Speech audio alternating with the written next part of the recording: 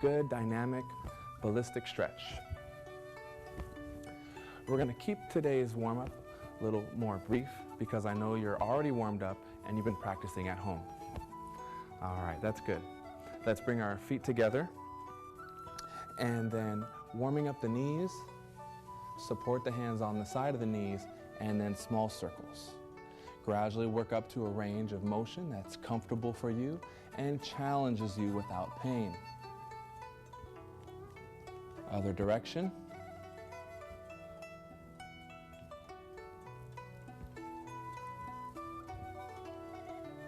We have a pressure point in the back of our knee we're going to use today. Take your middle finger and press firmly in the middlemost point in the back of your knee. So there's a crease in your knee, right here in the middle. Press firmly for about 10 seconds. This is a great local point in acupuncture for the knees, but also a master point that helps the low back because it travels up to the low back. All right, next, back into our horse stance. Grounding. Feel your connection with the earth. And we're going to do a gentle balance exercise that's going to loosen up our ankles. Shift your weight to your left leg. Right leg and hand come up as the left hand comes down. Okay? It doesn't matter how high your foot is. All right? Shoulders relaxed. Make sure you're nice and tall. Now we're going to loosen up our ankle. Rotate a few times in both directions. If you're at home and you need some assistance, you can get a chair or a table in front of you and hold on like that. But you only want to hold on a little bit. Slowly bring your leg down and transfer your weight to the other side.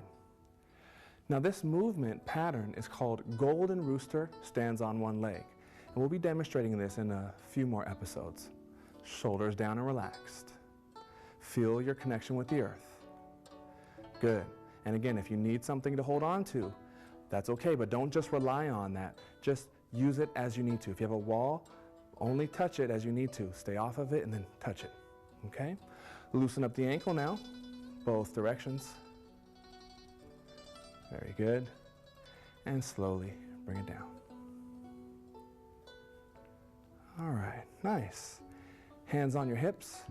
Widen your stance. We're going to do a modified dragon drinks from the river. It's a Qigong movement out of the 8 Brocades Qigong series. Shift your weight to your right leg, straightening your left. Bring your bottom back in one big full circle. Switch your weight to the other side. Push your hips forward, stretching the front of your hips and the back around again. Good. One more time. Keep in mind we would normally want to do these stretches, these movements longer. Some of the Qigong movements we'll do about 10 times in a row, other direction. But for the sake of time, and so we can teach you the maximum amount of Tai Chi in our 30-minute show, we're going to keep the exercises short and get right into the meat of the material. One more time. Really got to feel that stretch. It should hurt good. That hurt good feeling, right? Good. One more thing, we're gonna get back into the horse stance, loosen up the shoulders and the neck a little bit, interlock your fingers behind your back, roll those shoulders back and down as you feel the chest open up. Now we'll do a few head circles going to our left and then to our, all right, Alpha Veronica, we'll go down that way. And nice and easy, feel the stretch in your neck while the chest is open, and just relax. Remember, many of the teachings Tai Chi teaches us is to slow down, relax. Other direction, enjoy, be present.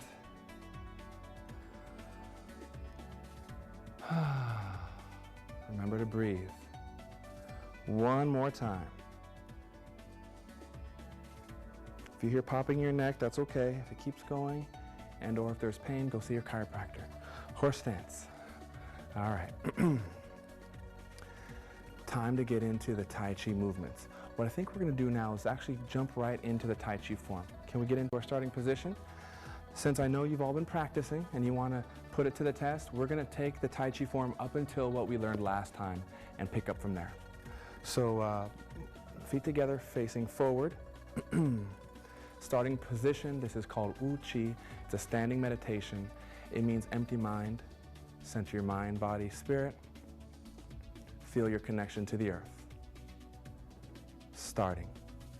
Step out with your left into horse stance, center. Breathing in. Lead with the wrist to shoulder level, and then out. Slowly lower your body as you lower your hands. Shift your weight right.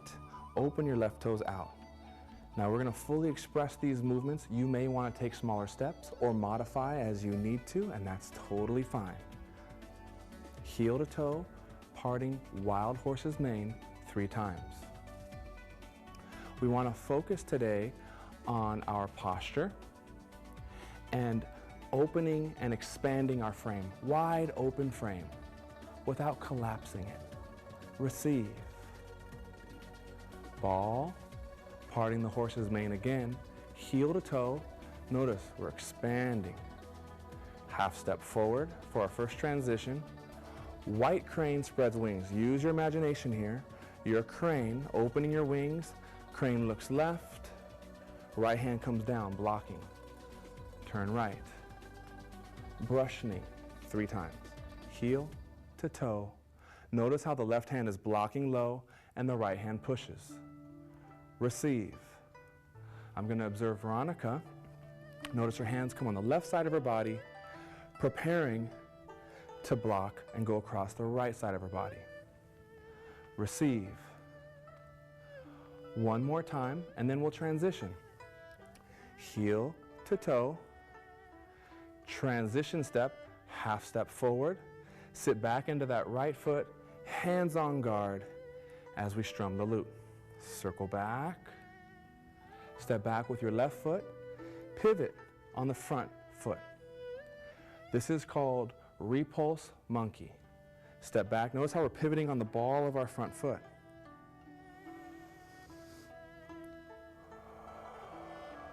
Remember to breathe.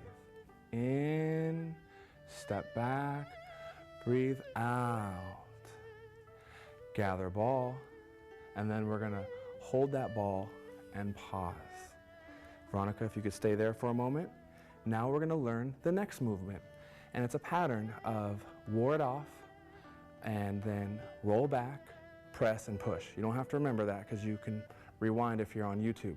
Anyway, here we go. Step out, heel to toe. Ward off means your left arm is going to be like a shield, and you're going to shift your weight, and then you're going to have the shield here, and you're just going to push everything away. Now we just gave one, so now we're going to follow through and then receive one. This is rolling back. And then press.